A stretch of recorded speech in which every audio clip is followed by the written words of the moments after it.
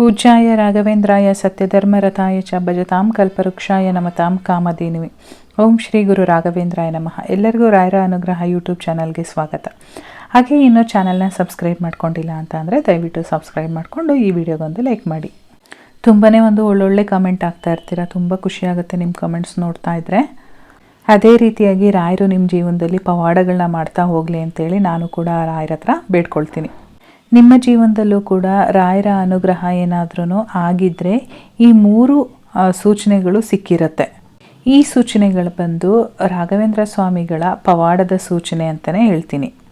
ಈ 3 ಸೂಚನೆಗಳು ನಿಮಗೇನಾದರೂ ಸಿಕ್ಬಿಡ್ತು ಅಂತ ಅಂದರೆ ನಿಮ್ಮಂಥ ಅದೃಷ್ಟವಂತರು ಮತ್ತೊಬ್ಬರಿಲ್ಲ ಅಂತಲೇ ಅರ್ಥ. ಏಕೆ ಅಂತ ಅಂದರೆ ಅಲ್ಲಿಗೆ ರಾಯರ ಅನುಗ್ರಹ ಆಗುತ್ತೆ, ನಿಮ್ಮ ಕಷ್ಟಗಳೆಲ್ಲ ಕಳೆಯುತ್ತೆ.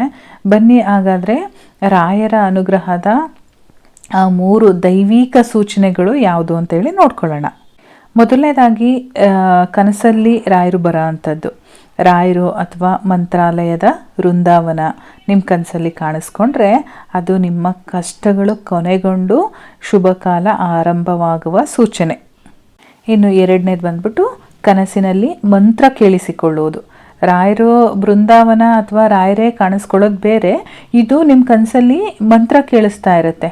ಯಾವ ಥರ ಅಂತ ಅಂದರೆ ರಾಯರ ಸ್ತೋತ್ರಗಳು ಅಥವಾ ಓಂ ಶ್ರೀ ಗುರು ರಾಘವೇಂದ್ರಾಯ ನಮಃ ಎಂಬ ಮಂತ್ರ ನಿಮ್ಮ ಕನಸಲ್ಲಿ ಕೇಳಿಸ್ತಾ ಇದ್ದರೆ ಅದು ರಾಯರ ನಿಮ್ಮ ನೇರ ಆಶೀರ್ವಾದ ಆಗಿರುತ್ತೆ. ಡೈರೆಕ್ಟಾಗಿ ನಿಮಗೆ ಆಶೀರ್ವಾದ ಮಾಡ್ತಾ ಇರ್ತಾರೆ.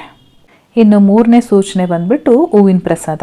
ನೀವು ಪೂಜೆ ಮಾಡಬೇಕಾದ್ರೆ ರಾಯರ ಫೋಟೋ ಮೇಲ್ಗಡೆ ಸಿಂಗಲ್ ಹೂ ಮುಡಿಸಿರ್ತೀರಲ್ಲ ಅದು ಬೀಳೋದಾಗಿರ್ಬೋದು, ಅಥವಾ ಮಾಲೆ ಹಾಕಿರ್ತೀರಲ್ವ ಒಂದು ಕಡೆ ಮಾಲೆ ಕಳಚಿ ಕೆಳಗೆ ಬೀಳೋದಾಗಿರ್ಬೋದು. ಪೂಜೆ ಮಾಡಬೇಕಾದ್ರೆ ನೀವು ಈ ರೀತಿ ಏನಾದರೂ ಆಯಿತು ಅಂತ ಅಂದರೆ ನಿಮ್ಮ ಕೋರಿಕೆನ ರಾಯರು ಸ್ವೀಕರಿಸಿದ್ದಾರೆ, ನಿಮಗೆ ಅನುಗ್ರಹ ಮಾಡಿದ್ದಾರೆ ಅಂತಲೇ ಅರ್ಥ. ಸೊ ನೋಡಿದ್ರಿ ಅಲ್ವಾ, ರಾಯರು ನಮಗೆ ಅನುಗ್ರಹ ಮಾಡಿದರೆ ಪವಾಡಗಳು ನಡೆಸೋಕ್ಕೆ ರೆಡಿಯಾಗಿದ್ದಾರೆ ನಮ್ಮ ಜೀವನದಲ್ಲಿ ಅಂತ ಅಂದರೆ ಯಾವೆಲ್ಲ ಸೂಚನೆಗಳು ನಮಗೆ ಸಿಗುತ್ತೆ ಅಂತೇಳಿ ನೋಡ್ಕೊಂಡ್ರಿ. ನಿನ್ನೆ ಒಬ್ಬರು ಮೆಸೇಜ್ ಹಾಕಿದ್ರಿ, ಕಮೆಂಟ್ ಹಾಕಿದ್ರಿ ನನಗೆ, ರಾಘವೇಂದ್ರ ಸ್ವಾಮಿಗಳು ಬರೀ ಶ್ರೀಮಂತರ ಕಡೆಗೆ ನೋಡ್ತಾರೆ, ಬಡವ್ರನ್ನ ನೋಡೋದಿಲ್ಲ ಅಂತ. ಖಂಡಿತವಾಗ್ಲೂ ರಾಯರು ಯಾವುದೇ ರೀತಿ ಭೇದ ಭಾವ ಮಾಡೋದಿಲ್ಲ. ಅವರು ಶ್ರೀಮಂತರಾಗಿರ್ಬೋದು, ಬಡವ ಆಗಿರ್ಬೋದು, ಮೇಲ್ಜಾತಿ ಕೆಳಜಾತಿ ಆ ಥರದ್ದು ಯಾವುದೂ ಇಲ್ಲ. ಅವ್ರಿಗೆ ಬೇಕಾಗಿರೋದು ನಂಬಿಕೆ, ಭಕ್ತಿ, ಒಳ್ಳೆತನ, ಸತ್ಯ ಅಷ್ಟೇ.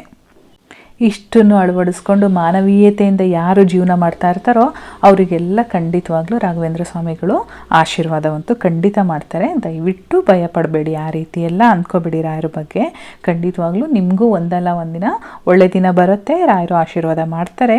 ಅಲ್ಲಿವರೆಗೂ ನಾವು ಕಾಯಬೇಕಾಗತ್ತೆ, ಏನು ಮಾಡೋಂಗಿಲ್ಲ. ನಮ್ಮ ಟೈಮ್ ಬರೋವರೆಗೂ ನಾವು ಕಾಯಲೇಬೇಕು. ಎಷ್ಟೊಂದು ಜನ ಭಕ್ತರು ಅಲ್ವಾ ರಾಯರಿಗೆ, ಎಲ್ಲರನ್ನೂ ನೋಡಬೇಕಲ್ವ, ನಮ್ಮೊಬ್ಬರದೇ ಏನಲ್ವಲ್ಲ, ಕೋಟ್ಯಾಂತರ ಜನ ಭಕ್ತರು ಇದ್ದಾರೆ. ಎಲ್ಲರನ್ನೂ ನೋಡಿ ನಮ್ಮ ಕಡೆಗೆ ಬರೋವರೆಗೂ ನಾವು ಸ್ವಲ್ಪ ಕಾಯಬೇಕಾಗತ್ತೆ. ದಯವಿಟ್ಟು ರಾಯರ ಮೇಲೆ ನಂಬಿಕೆ ಇಡಿ, ಎಲ್ಲ ಒಳ್ಳೆಯದಾಗುತ್ತೆ. ಸೊ ಇಲ್ಲಿಗೆ ಈ ವಿಡಿಯೋನ ಮುಗಿಸ್ತಾ ಇದ್ದೀನಿ. ಯಾವ ಥರ ವಿಷಯದ ಬಗ್ಗೆ ವಿಡಿಯೋ ಮಾಡಬೇಕು ಅಂತ ದಯವಿಟ್ಟು ಕಾಮೆಂಟಲ್ಲಿ ತಿಳಿಸಿ. ಹಾಗೆ ವಿಡಿಯೋನ ನೋಡಿ ಇನ್ನೂ ಸಬ್ಸ್ಕ್ರೈಬ್ ಮಾಡ್ಕೊಂಡಿಲ್ಲ ಅಂತಂದರೆ ಸಬ್ಸ್ಕ್ರೈಬ್ ಮಾಡಿಕೊಂಡು ಈ ವಿಡಿಯೋಗೊಂದು ಲೈಕ್ ಮಾಡಿ, ಜೊತೆಗೆ ನಿಮ್ಮ ಫ್ರೆಂಡ್ಸ್ಗಳಿಗೂ ಕೂಡ ಶೇರ್ ಮಾಡಿ. ನಾನು ಮತ್ತೆ ಮುಂದಿನ ವಿಡಿಯೋದಲ್ಲಿ ಸಿಗ್ತೀನಿ. ಅಲ್ಲಿವರೆಗೂ ಧನ್ಯವಾದಗಳು.